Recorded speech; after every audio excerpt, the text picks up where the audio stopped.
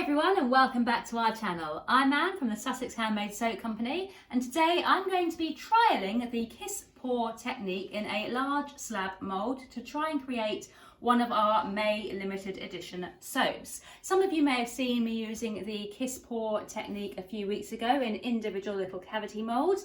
Now I'm trying the technique again and using a large slab mould.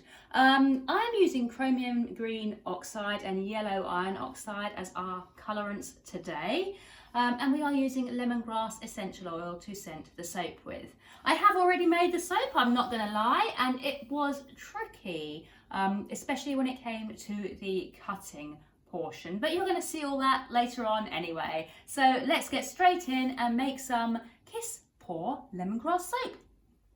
So the first thing I want to do today is to colour my liquid oils. These are just purely the liquid oil part of our recipe. We haven't added the solid oil yet. So in here we have got castor oil, we have got olive oil, and we have got sweet almond oil. And I'm colouring them all separately. Normally you guys will know I tend to add my colour at trace, but today I'm adding it into the oil portion because we are using Oxide powders to colour today, and they tend to be a little bit tricky to disperse and get to blend nicely. And because we want a light trace today, I don't want to add the colours at trace because I think if we're trying to get a light trace and trying to add a colour that is fairly difficult to combine, it's not going to work too well. We're either going to have a trace that's too thick or we are going to have a colour that isn't blended in well enough. So we are colouring 3 portions. The fourth is staying plain, so we can get rid of that one for now. And the colours we are using are 0.8 grams of Chromium green oxide.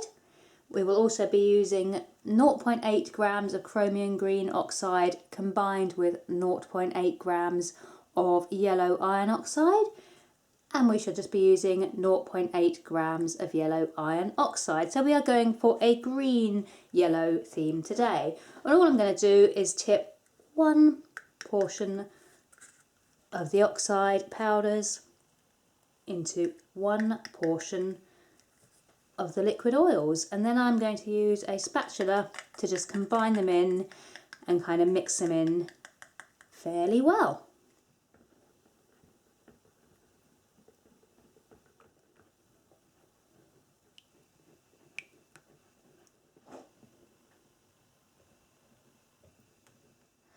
So the next thing we're going to need to do is add in our solid oils, which I have melted down, and then we're going to need to add in our lye water as well. So I will now put on my gloves and goggles. I haven't had them on up until now because I haven't been dealing with the lye.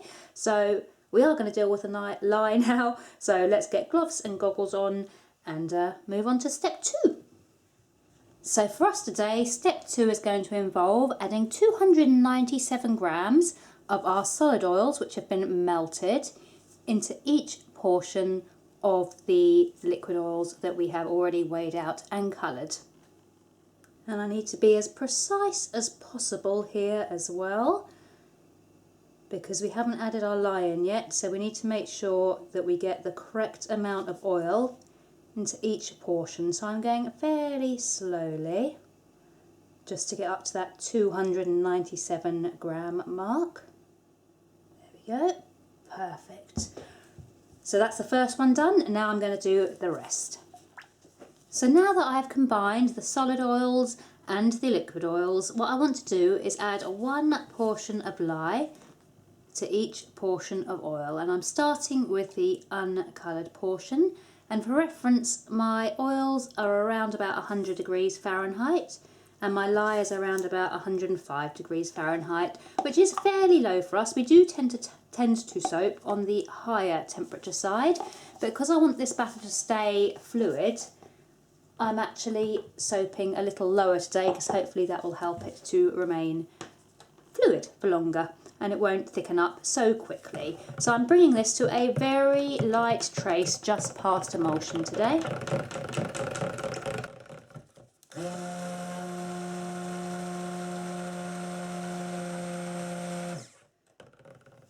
And then I'm going to move on and repeat the process with all of the other individual portions of oil and lye. So moving on to the yellow one now, then we're going to do the yellow and green, then we are going to finish with doing the green on its own.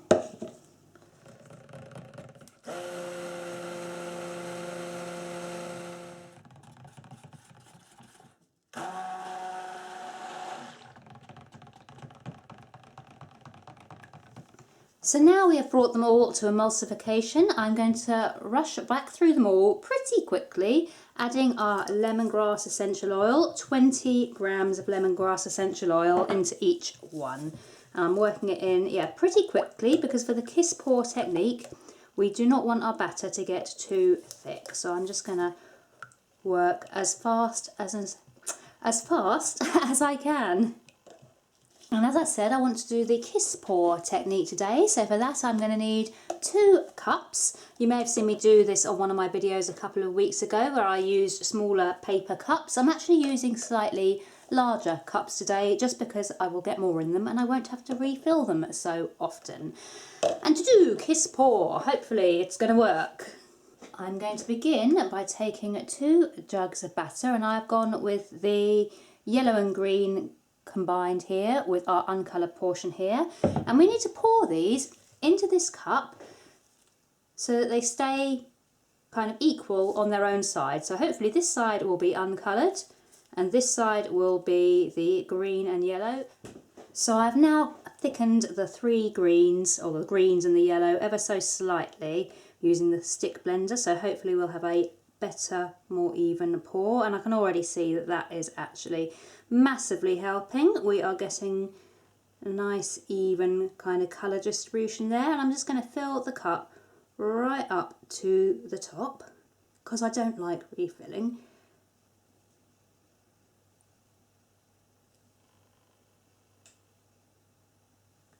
There we go, and then I'm going to repeat with the other 2 colours. Pop this one to the side for now.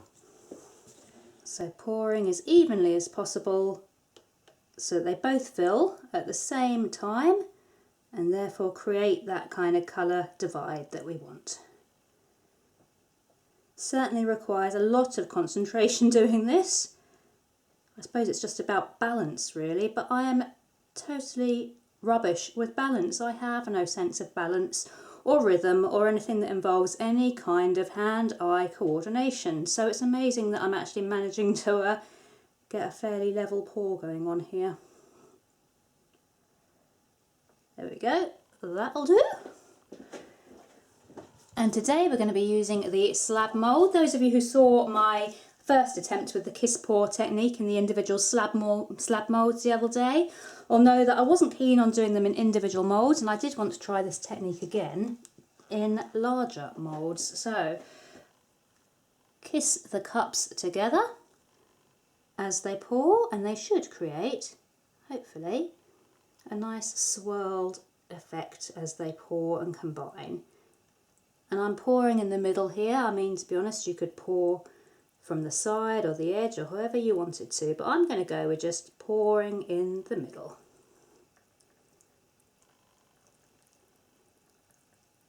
I'm trying to go fairly slowly so that those colours have a time to actually blend with each other.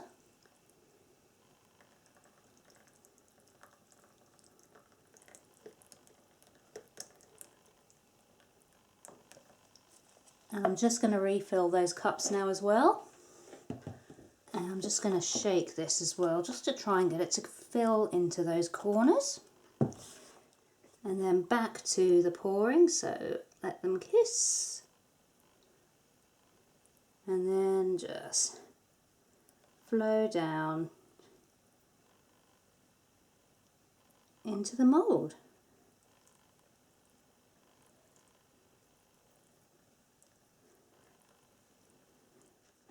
Refill time. And I reckon this is going to be the last one because those jugs are now pretty empty.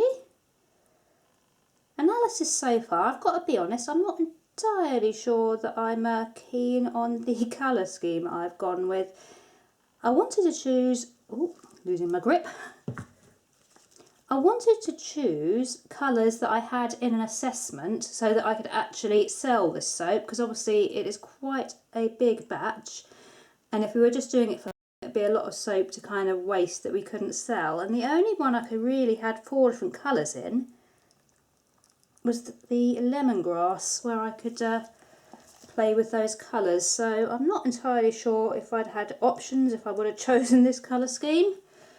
But I didn't have options, so I went with it. And I'm hoping that when it's done, it will look quite pretty. But we'll find out. I'm just going to give it a shake and a tap down to level the surface. I do think that perhaps one issue is that because those colours are also similar as well, you can't really see where it has swirled, because I can see down here there is swirls. There's the yellow and the green and the white, but they're so similar that they don't necessarily pick up as being swirls. So I'm not sure. We'll have to wait until tomorrow when we chop it up and see how it looks, as to make a final decision as to whether I like it or not. We'll be back tomorrow, chop it up and see what we think. So it's been about 2 or 3 days since I actually made this soap. It has taken a lot longer to firm up than I was expecting it to. After I turned off the camera, when I was actually making it, I decided to try and texture the top to give it a bit of interest. And of course now I do not like the texturing at all. And if I'm being honest, right now, there is nothing about this soap that is actually appealing to me, other than perhaps the slight fact that it looks a little bit like dragon scales or a mermaid fin or something. No, honestly, there's not a lot right now that's actually appealing to me about this soap, and I am a little bit disappointed with how it has turned out. But I am going to try and cut it and use our soap cutter to just take pieces off and just cut it down and get rid of this whole texturing surface, because I do not like that. Get rid of the soda ash, which is covering the whole of the soap. It is down the sides and on the bottom as well. So get rid of all of that and just try and actually see if we can smarten it up a bit into something that appeals to me a little bit more.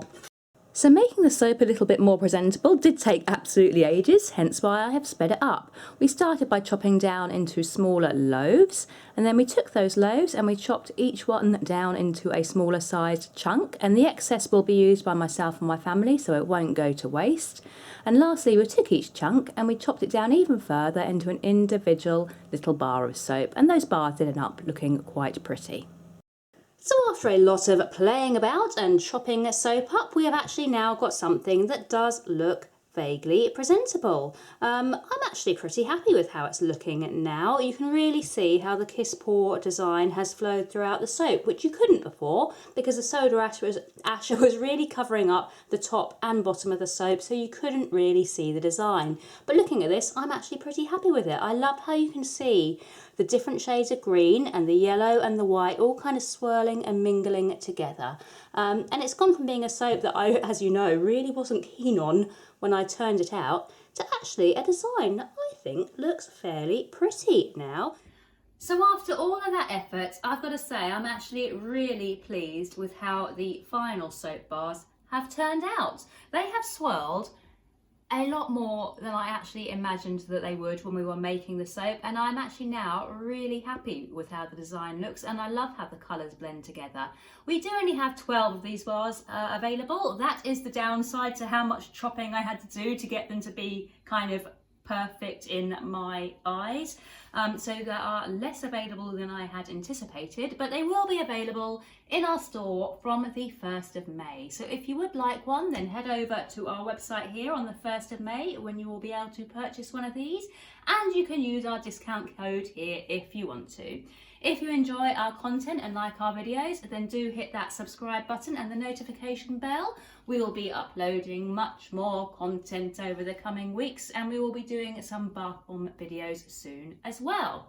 Other than that, you know, give us a like, give us a comment, go and follow us on Instagram, do all of that, and we shall see you next time. Bye for now.